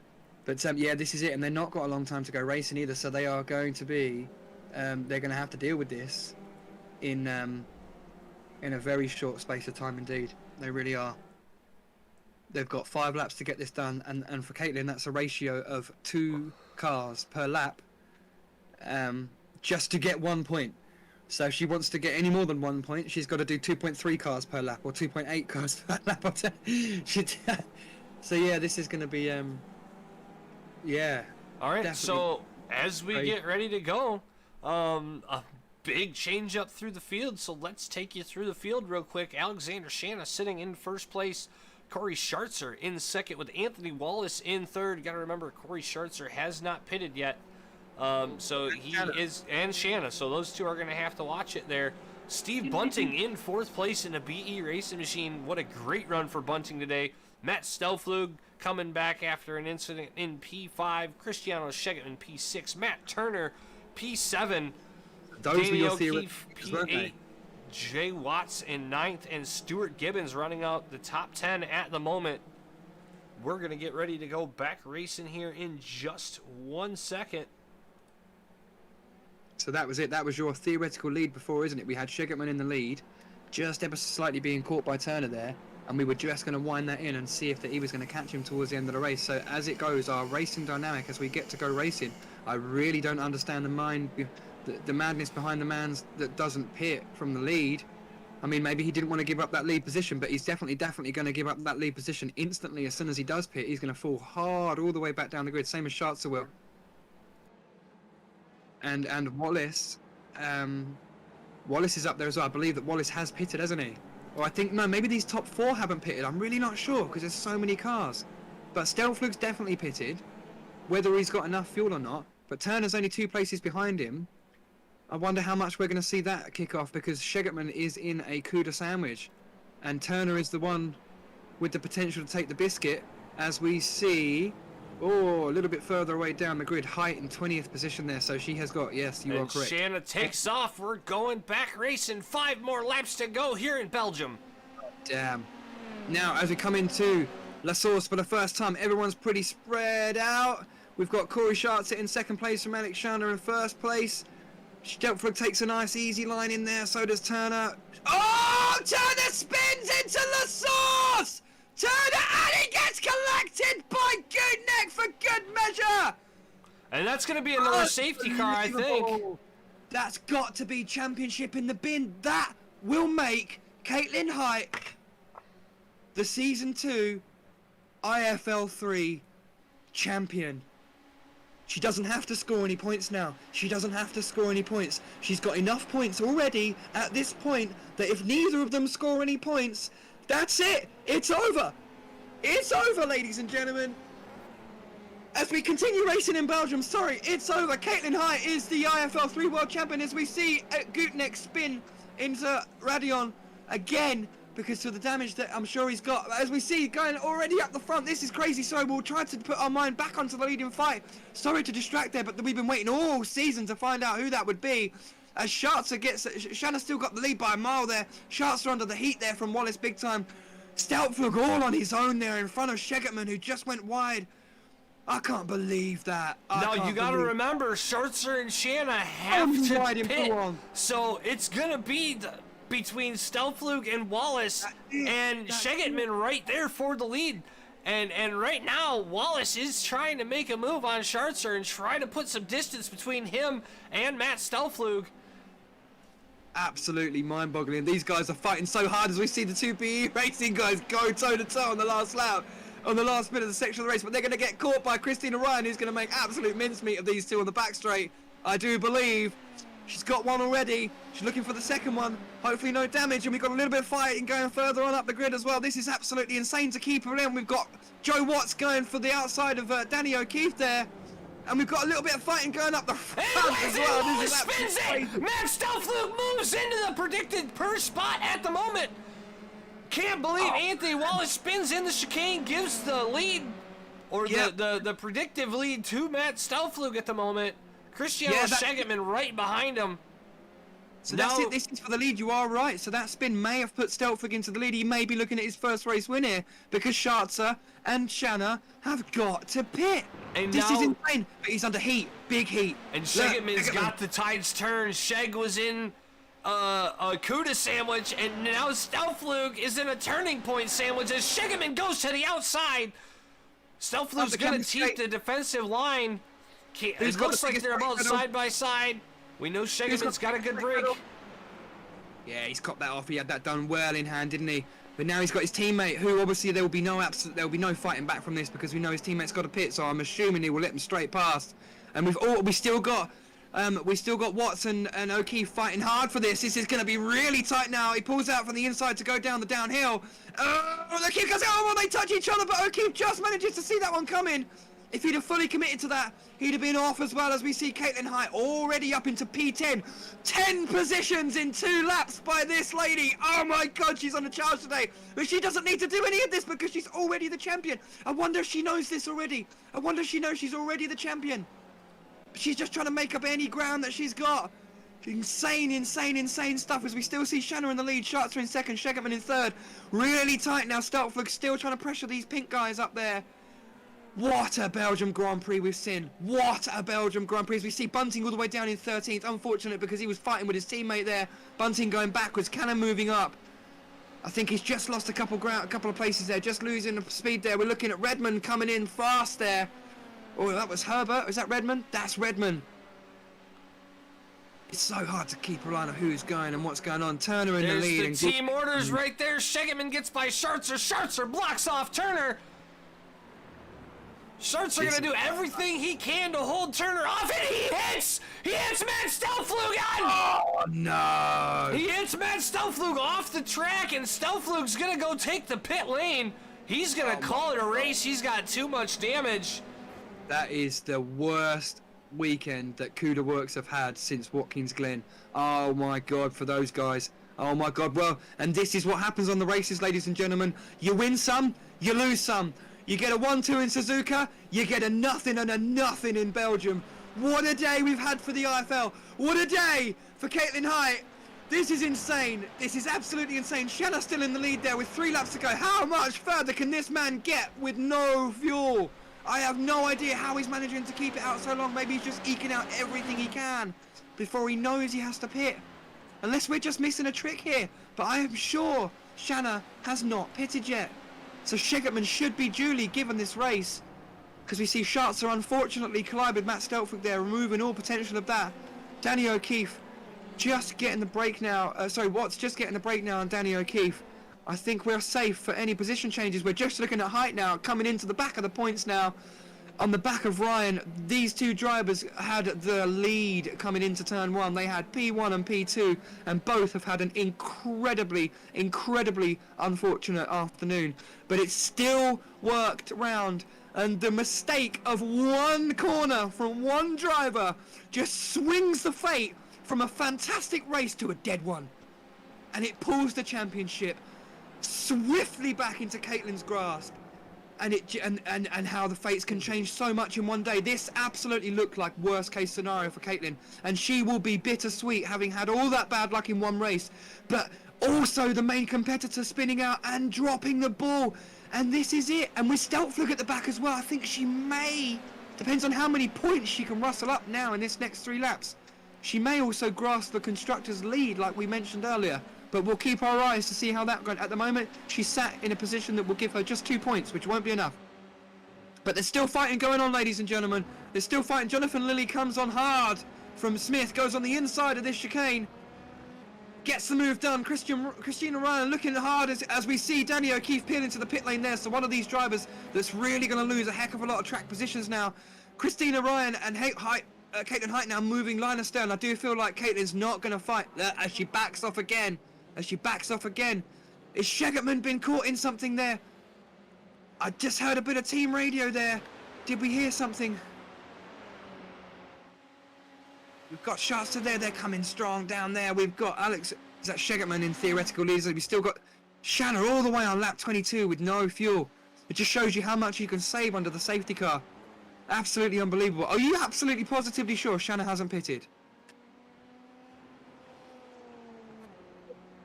Just double check on this. I am not seeing any pit time whatsoever. I see a pit lane time for Alexander Shanna and Corey Schatzer, but I do not see a pit time recorded. So not exactly sure what happened there. They may have gotten their pit stops. We may have to go back and watch some footage just to double check, but what I'm seeing on the scoring timer is that they did not have any time in their pit box. So we'll have to see what that's like after the race, but if he actually did end up pitting, and Alexander Shanna, he's way out in front of Cristiano Shegertman, about to get ready for the 2-lap to go sign. Shegertman's catching him, but he's 2.5 seconds back. Caitlin's looking for this. She's coming up on Smith now. She's going to get the inside into the S's. Beautiful move there. Moves on in succession. Ryan got the job done a couple corners before. Smith just dropping a couple crucial points places back into P8. He loses two positions on 1 lap there as Caitlin's back in P7, so that'll be just a handful of points there. These two drivers really showing that they meant business today. They just did not get delivered the luck at Spa this day, but still it's going to be enough. It's going to be enough. Turner is out of the race. Stelflug is out of the race. Turner was the only person mathematically capable of taking this victory away from Caitlin Height in the remaining 3 rounds, and he needed a perfect weekend today to do so, and he is out. And that means that automatically we have our new championship winner. But we've just got 1 lap to go now. And they're looking if they can squeeze past. If Ryan and Height can squeeze past Lily there, that'll be another 2 points there to get onto their tally, onto Caitlin's tally there, to try and make that charge for constructors as well on a weekend where Kudo Works have just had the worst luck. Again, mistakes as well. Mistakes were made, but more crucially, Stelflug's been caught up in some horrible crashes this afternoon. But yeah, 16 drivers still on the lead lap. Couple lap runners there, still more than 20 drivers in this race. What an incredible race. Yeah, we never expected to see half of what we've seen here today. Matt Turner looked so strong at the beginning of the race, and with Caitlin Height having that issue, it almost seemed like Matt Turner had nothing that he had to do. And all of a sudden, one of these other drivers, it just takes one little bit of contact, just wanting the same little bit of track, that 1 inch of that track, and it spins out, and he's gone. So it really takes a toll on you. But the man that's going to be happy here is going to be Alexander Shanna once he gets to the line here. He's not going to. That's going to be a race win, I'm sure. We must have just not got the pit time. He must have pitted. I mean, if he hasn't, and he hasn't taken tyres, and he hasn't pitted, and he's just got all the way to the end based on the 2 safety car periods, he will be disqualified. So we have to think about that. And obviously, talking about Scharzer as well, if he hasn't pitted either, if neither of those 2 drivers have a pit time, then they will be disqualified. But I'm sure that they know the rules well enough. I'm sure they have pitted, and we're just being fed slightly incorrect information. But that will be a mighty P3 and a mighty podium there, as we see Steltfler keep trying to persevere and carry on in this race. I didn't realize. I thought he would opted to leave the race with just a few laps to go. As we see our white flag down, this is going to be a turning point podium, double podium for these guys with Shanna in the lead. What an incredible! If you'd have told me at the beginning of this race that Shanna was going to win from 2 turning point lads, I would genuinely have spat my coffee across the room. Heitz made it up to P6 and is on Jono Lily's tail, trying to go for 5th. She is trying to get every single point she can out of this last lap. It just shows you that even in the death throes of this race, that Caitlin Height is a champion, and we're just seeing it right now. She's got the fastest lap by a country mile from anybody else. She's the only driver into the 11s. As we see Christina Ryan having a look there. I wonder if she's going to poke it and she's going to have a little bit of fun with Caitlin going into the last lap. She's just going to take a couple points away from her there. Christina Ryan just coming up the outside of Caitlin, going up the Kemmel Straight there. A little bit of a friendly exchange. I wonder if we're going to see that position change as we see Christina Ryan not really in the fight for this. Or actually, we don't see Caitlin in the fight for this anymore, as she has been crowned in Belgium this day on round 16, the IFL 3 champion. This is a glorious day, but yeah, and a bit of sweet race for it to happen on. She could have absolutely dominated this weekend and had a dire start to this race. As we see Shannon now making it round through the final few corners now, which will be an absolutely monstrous win for this man. And how about that? 4 races back in the IFL. The first 2, he had some incidences, had a couple crashes, and just did not have the luck that he wanted. And he comes out here 4 races in, capitalizes on a few mistakes and a couple problems. And honestly, if he can hold Cristiano Schegemann off, Schegeman's about 8/10 off of Shannon right now. Oh, wow. But so if he can hold Schegemann off in this chicane, he has got the win here in Belgium. And it'll be bittersweet for him, as his teammate Guteneck is down in 19th place. So not scoring too many points, but as he's going to come out of the final chicane, he keeps it straight. Alexander Shanna's going to win in Belgium. Excellent. Christiana gets a well-earned podium in P2, and we got an absolute mess in the last corner. Corey Shelton may be denied the P3. He gets P3 by the skin of his teeth. Oh my God. We saw a massive pile-up into the last corner there. Somebody lost control. At least a couple people lost control. I'm not sure what happened there, but that did not stop until the last corner. Unbelievable. Unbelievable. Absolutely crazy finish to the race there. I think a lot of drivers are glad to see the back of that one, I'm sure. As we just take a quick run down the order then. Alex Shanna takes a glorious victory for the first time back in the IFL 3 since season 1. Schegemann, awesome podium there in P2. Earned that one. He was looking like he may have won that then, but I think Shanna just pipped him on the strategy there. But he had the pace to keep it at the end as well, didn't he? Scharzer there with a groundbreaking podium for to back up his teammate there. So an incredible points haul for those guys. I wonder what that does to them in the constructors.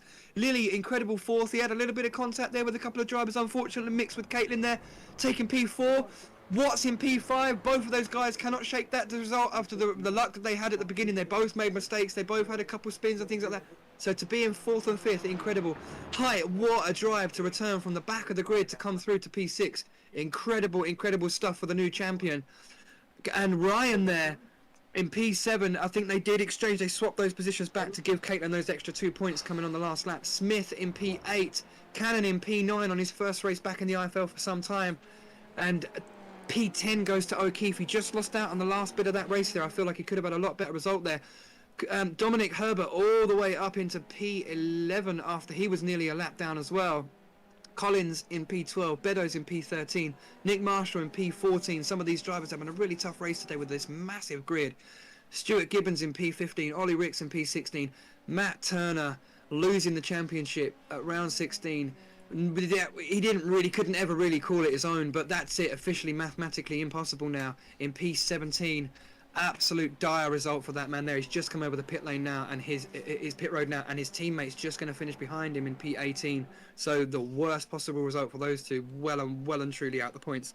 Steve Bunting in 19th, Alex Gudnick in 20th, a dire result for him. Judy Redmond will be kicking herself because she had some pace today in 21st. Anthony Wallace in 22nd. Rodrigo Miranda, also really horrible weekend for him, in 23rd. Curtis in 24th. Jackson Carr in 25th and Jason Kinger in 26th.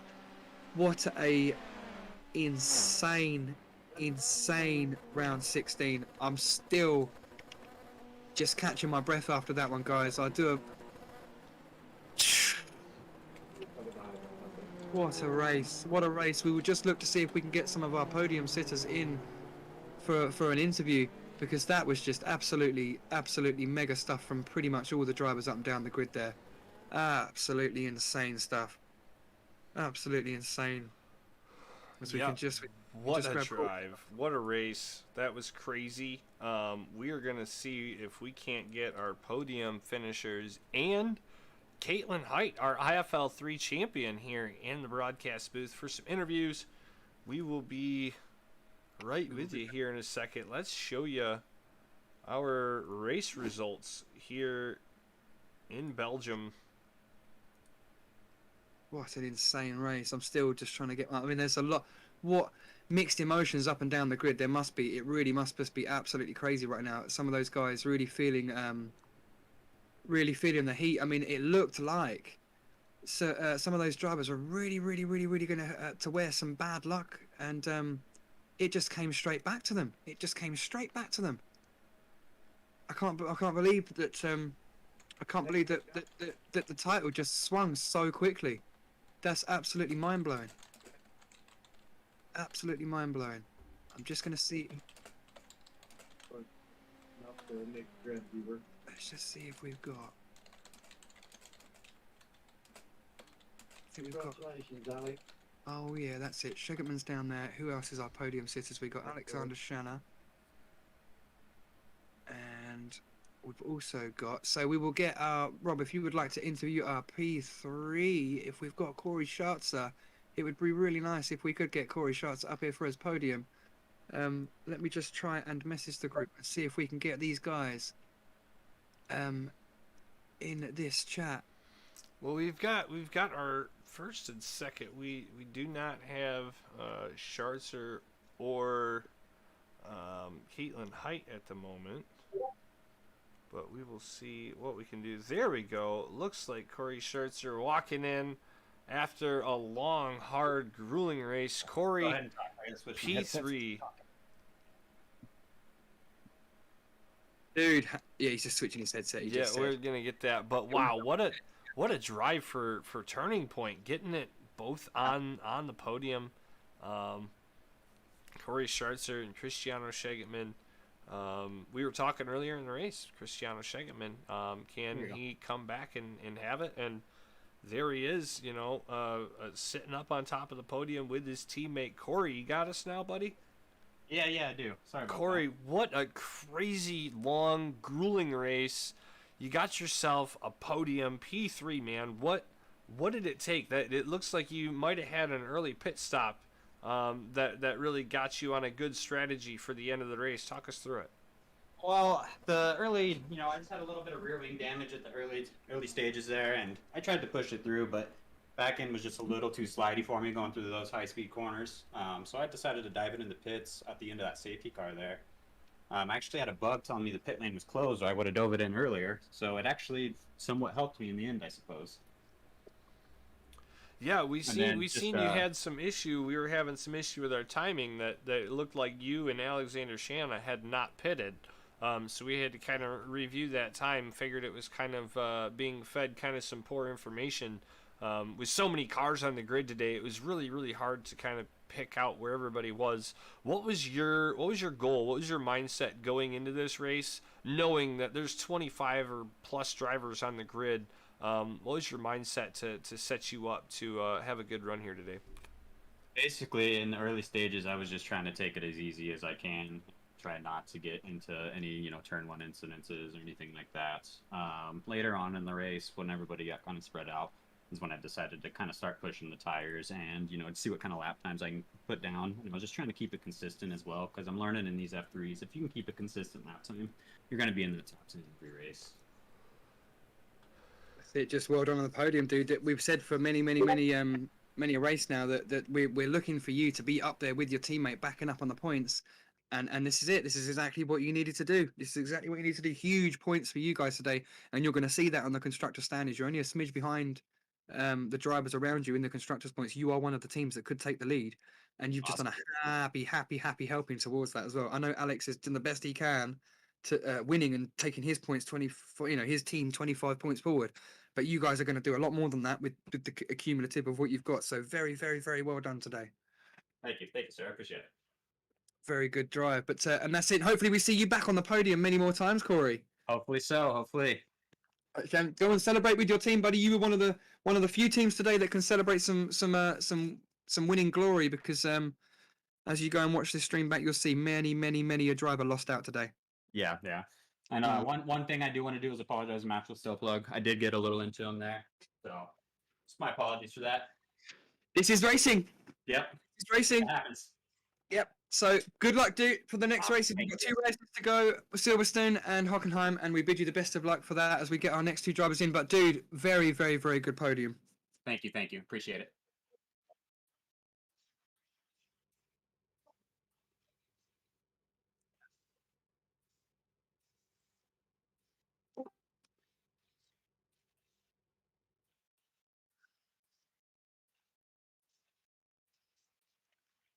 It feels amazing, man. Really happy to be back.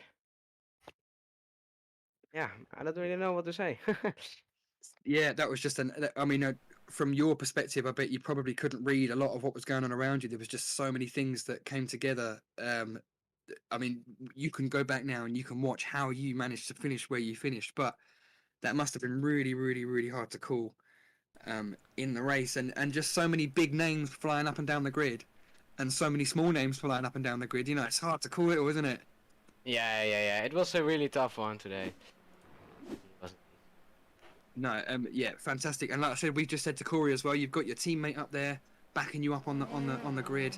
It's good to see 2 pink cars on the podium with a heap of constructors points today. That might actually put you guys in the lead. I'm not sure how the points are, who's what behind, but Caitlin didn't do very well today for RSR, and the Cuda Works guys didn't score any points today. Alex got his win, but you two, the Turning Point and Lumos Academy, have taken the main share of the points today. So yeah, we'll have a look at what the points do after that. But very good P2 today, buddy. Yeah, man. Thank you. Drove like an absolute demon. He had some good moves there as well, and we caught most of the action. It was so hard with 26 cars, but you did really well, and you came out on top of most of them. Yeah, it really was so easy today. It was a hard one. Well, those safety cars were mixing up the strategy a little bit too, so yeah, it was tough. And like Alex already said to me, he already had really big luck with the safety cars too, so there's nothing more I can do. Yep, you can't win in a safety car situation without someone else losing. No. And that's it. But no, honestly, very well done today. And you've got 2 races left, Silverstone and Hockenheim, wherever we see you pop up in the IFL3 or the F2. Good luck for your remaining races as we move on to the winner. But good luck, dude. Yes, thank you. No worries, man.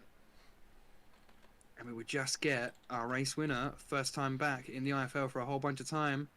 Alexander Shanna smashing in the good deeds, 25 points, maximum honours on a race that probably could be deemed the most insane race in IFL history. That was incredibly insane. Well done. Thank you. Whew. I'm tired. I'm worn out. I mean, we didn't know if you'd pitted at the end because there was so much going on at the beginning. There was so many cars flying about. When you were running around those last few laps, we just thought, I'm not sure if Scharzer and Shanna have pitted, and we were convinced that you hadn't. Obviously, as the laps dial down, you start to think, wait a minute, there's no way with that safety car at the end that they wouldn't have. There's no way. And then this last 2 laps dialed down. I'm like, they're going to do this. They're going to do this. They're going to bring this one home. And you brought it home, dude. Very, very well done. You must be absolutely, like, made up with yourself over that, for sure. Yeah, it was strategy if we got an early safety car to jump into the pits on lap 5, and lap 5 ended up being as we went green.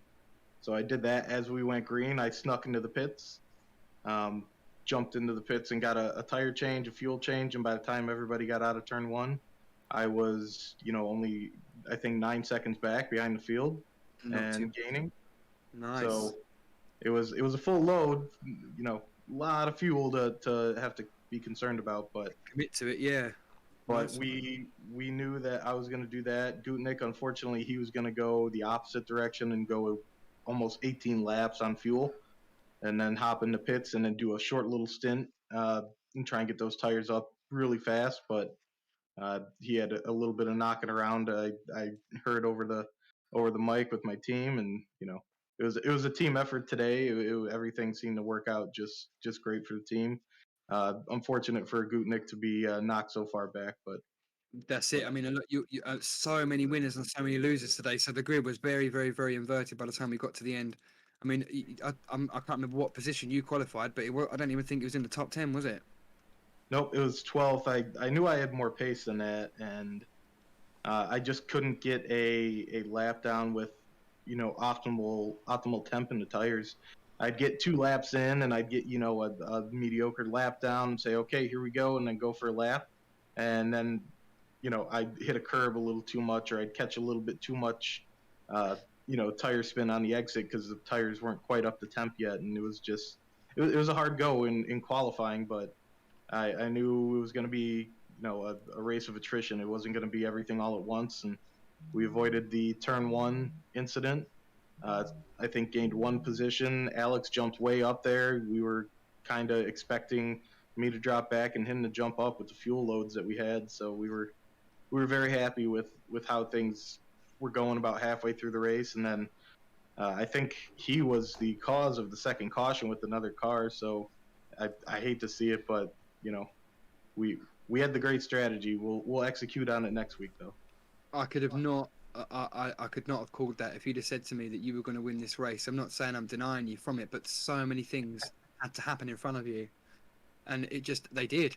I'm not saying that you lucked yourself into this, because you definitely, Shegetman was breathing right down your neck there at the end, so that was good. But no, yeah, just crazy race. Definitely one to watch back. You're going to see it, and you're going to see how insane this race really was. But so yeah, look forward to that. But dude, top honours, 25 points, best a man can do over a weekend. Yeah, I mean, like I said, everything just kind of fell into place. So, great job by the team having the strategy in place, and now we go and we celebrate. Look forward to next week over at Silverstone. That's another good track for the Lumos guys. So we're hoping always for that 1-2 next week, but we'll see how things go. And yeah. Well, you've heard it here, ladies and gentlemen.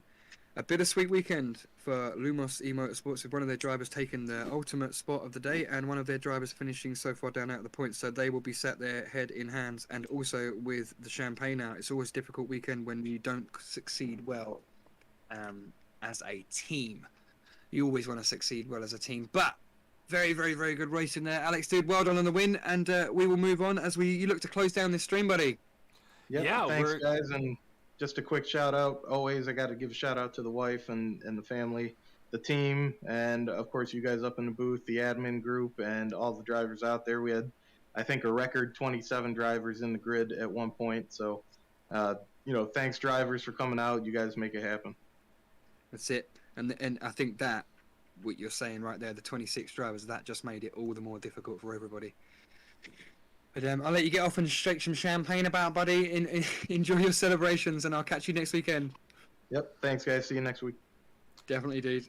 And that's it. That rounds out round 16. Oh, Rob, I am fairly speechless, mate. What a drive for all of our drivers. Caitlin Height sealing the IFL3 Season 2 championship. She now can crown that #1 next season if she wanted to, but what a drive. Matt Turner, feel bad for him. You know, he put on a really good drive the last 4 or 5 weeks, really pushing, really bringing the pressure to Height, and just one bad race, you know, and it does it to you. So Yeah. real tough break for Turner. He's still going to be in a good spot to be in the top few in the championship, but just not able to get it done. Caitlin Height has been a fierce competitor all season long. She's been extremely consistent, and she's been very good at overcoming obstacles that are put in front of her. So definitely a very, very well-deserved championship for Caitlin Height.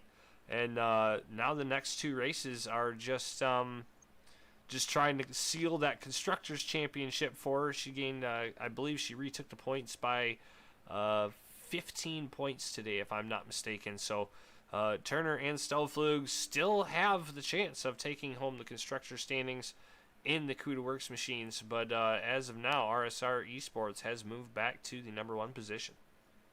And that's it. And wow. I don't really have anything else to say other than mega job. It looked like she'd lost it there, didn't she? It looked like the weekend just went against her, and it just fell back into place, didn't it? Absolutely crazy. And there it is, and that largely wraps up our season, doesn't it? We have 2 races left to go, and we still have deciding to see who's going to be the IFL2 champion. But the IFL3 is done for another season. Another 18 rounds, 15 rounds next season as we start this all again. Again, there are 2 rounds to go, Silverstone and Hockenheim. But the Drivers' Championship has been wrapped up as we see Caitlin Height, the new IFL3 champion. Well, thank you guys for coming out with us tonight. Make sure you show up for Silverstone next week, Saturday, 3:45 Eastern, for the IFL2 Championship. That is really heating up after what was an incredibly crazy race yesterday, just like we seen today. And then Sunday, we also at 3:45 will have the IFL3 round number 17 right here on the IFL network. One quick shout out to our sponsors: Butt Kicker, LTD Designs, Majors Garage, GTR Designs. Bunch of people here supporting us, so we really appreciate it. We wouldn't be able to do everything we do without those people. So that's it, man. We're done with round 16. We've got 2 more races to go, and yeah, we'll see you guys next week. From everybody here at IFL, you guys have a great night. Good night.